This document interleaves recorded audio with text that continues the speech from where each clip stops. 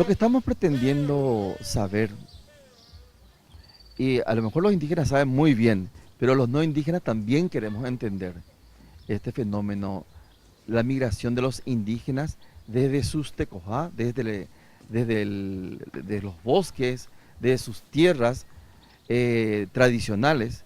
Y aquí tengo que hacer una diferenciación. Cuando hablo de tierra, no precisamente de tierra asegurada, sino de su lugar tradicional. ¿Qué es lo que pasa? ¿Por qué los indígenas están dejando sus lugares tradicionales para estar cerca de una ciudad o de una ciudad misma? Es un fenómeno social importante. Y el censo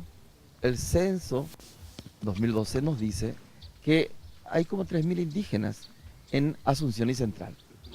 Como 3.000 indígenas ya. En el 2002 casi no había, muy poca gente, en el censo del 2002. Ahora cerca de 3.000. Y de acuerdo al movimiento Pueblos Originarios, hay como 4.000, casi 5.000 indígenas ya en área metropolitana Asunción y Central. Entonces, ¿a qué se debe esto? Bueno, pero al mismo tiempo, ¿qué hacen las instituciones respecto a esta problemática que existe? El problema no es en forma negativa, sino que hay un petit fenómeno.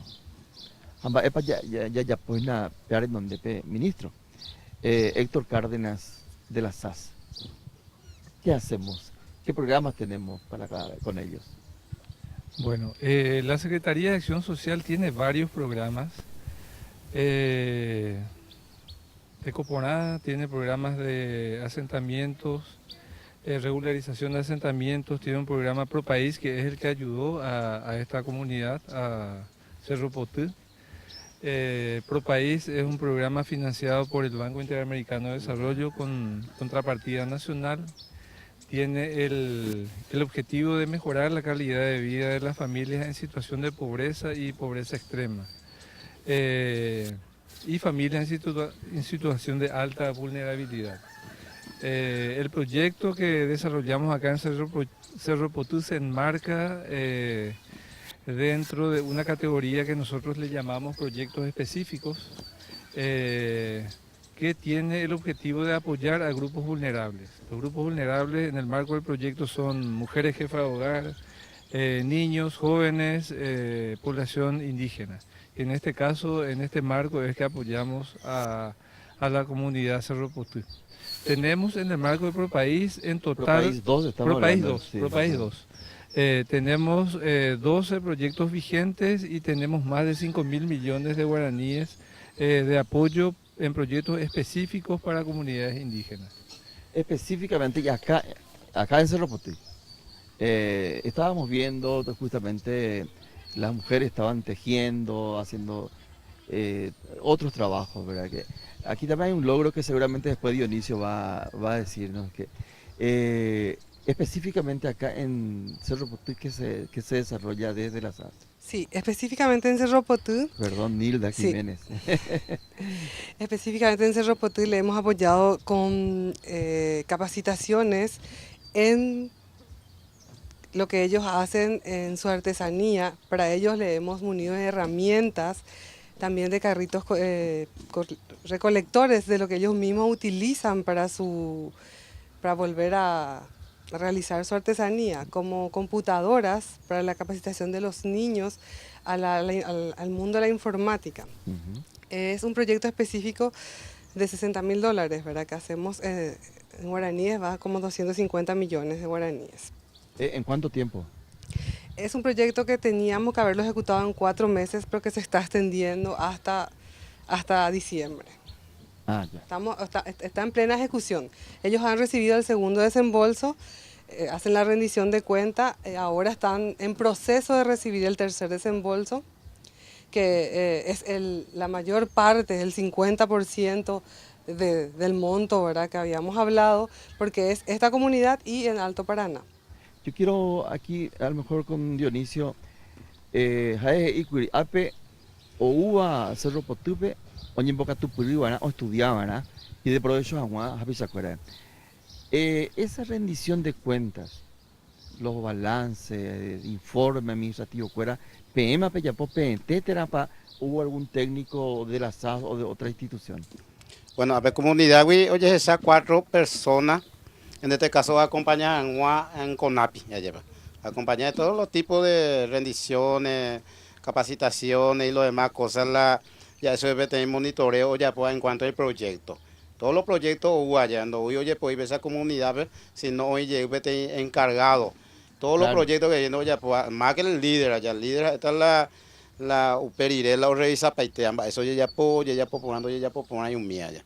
Pero técnicamente, entonces, peñemos Catupuruma. Oye, en Boca Tupuruma. Pero hoy hay pendiente apoyar. Hoy ahí, cara y jaisa, blanco, jaisa, en cuanto cosas que andan a esa caponera, ahora entonces lo ponen duro, oye, ya pues, con la rendición, oye. A ver, La Secretaría de Acción Social ejecuta a través de la entidad ejecutora CONAPI. O sea, le entrega el desembolso a CONAPI. CONAPI es la encargada de realizar las rendiciones de cuenta y hacer llegar a ellos. Como explicó, es a través de fiscalizadores y técnicos sociales y administrativos de la Secretaría de Acción Social. O sea que nosotros le hacemos un poco ese seguimiento, ese acompañamiento. Acá la compañera Estela también, ¿verdad? Estamos con eso. Quería nomás acotar eso. perfecto.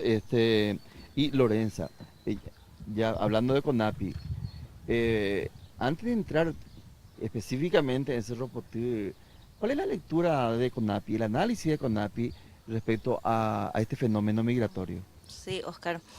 Como bien lo dijiste, es un fenómeno en Paraguay bastante nuevo, aproximadamente 20 años que intensamente, podríamos decir, están migrando los indígenas de sus comunidades. En general en América Latina no es un proceso nuevo, ¿verdad? Que hace años Claro. vienen los indígenas viviendo también en las ciudades.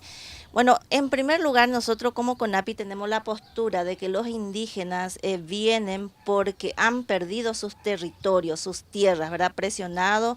Es una migración forzosa, vamos a decir así, porque como bien dijo anteriormente el compañero, ellos cada vez más se les está limitando el acceso a sus tierras, ¿verdad? Cada vez más están siendo invadidos también por los grandes, vamos a decir así, monocultivos, que eso también hace que el ambiente esté muy contaminado, ¿verdad?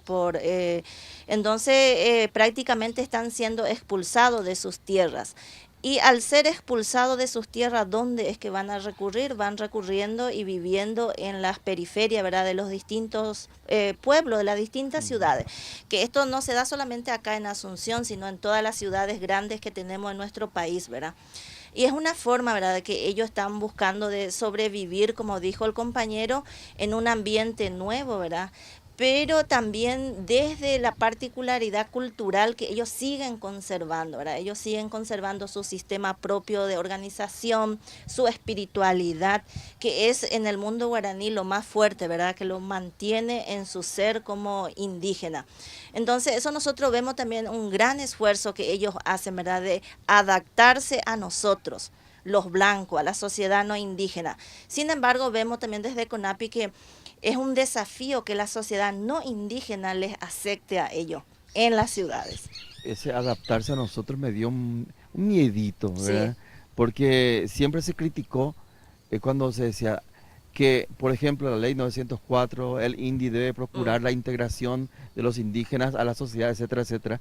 Y esa palabra integración de ellos a nosotros fue criticada. Sí, sí. Y es son criticada. corrientes, ¿verdad?, del indigenismo que se ha usado mucho. Eso es lo que se llama la antropología, aunque no soy antropóloga, pero corrientes del indigenismo en donde se ha buscado, uno, adaptarle a ello a la sociedad, ¿verdad?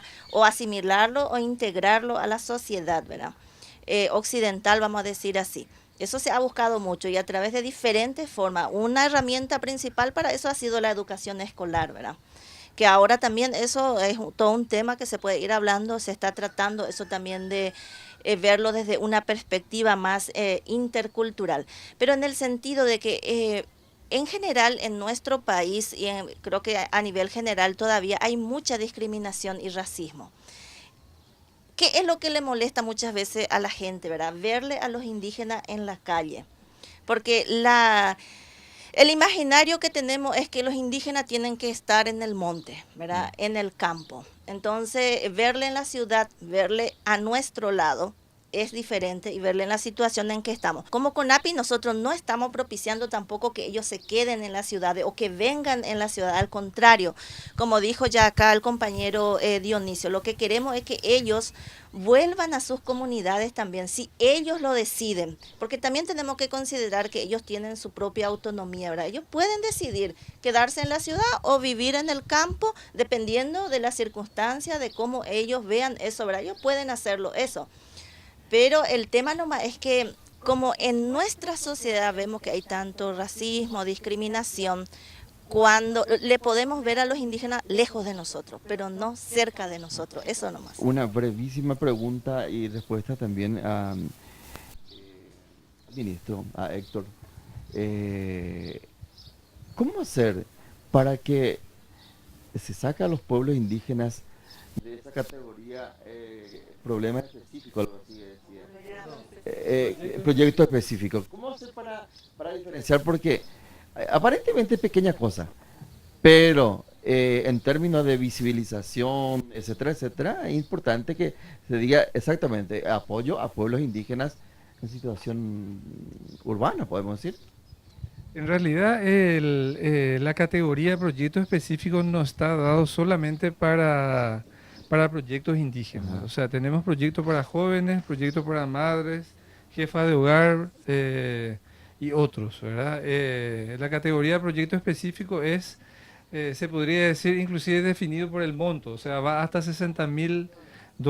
Tenemos para pueblos originarios proyectos mucho más grandes que dentro de ProPaís 2 le llamamos proyectos integrales de desarrollo. Ajá. En- planes integrales de desarrollo. Y tenemos proyectos justamente en las comunidades donde viven ellos. Justamente la idea es que contribuya al bienestar de las comunidades en los lugares donde ellos habitan. Tenemos proyectos en Boquerón, tenemos, por ejemplo, a 20 kilómetros de la frontera con Bolivia, tenemos proyectos en San Pedro, proyectos en Caaguazú, tenemos proyectos en Namambay, proyectos en Alto Paraná, en Alto Verá y Itapúa, proyectos grandes de más de 1.000 millones de guaraníes. 4 proyectos muy grandes y tenemos otros proyectos más pequeños que son específicos, pero es más, el nombre específico es más debido a una categoría del mismo proyecto, no Ya. por el tema indígena en sí. No por una cuestión de marginación, de que no se entienda eso. Bien, hacemos una breve pausa y seguimos conversando sobre este tema.